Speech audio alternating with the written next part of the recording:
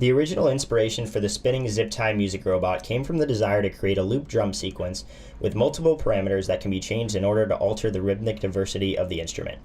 To tackle the problem of the loop, we thought simple and decided to create a turntable robot.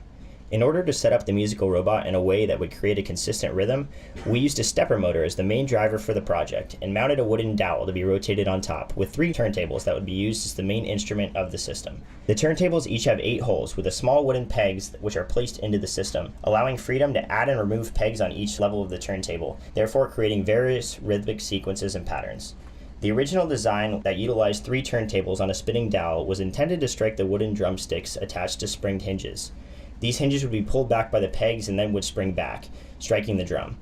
However, the stepper proved to lack the adequate power necessary to move the drumsticks. We decided to take a more creative approach. Instead of using the drumsticks, we took advantage of the flexible and durable nature of zip ties.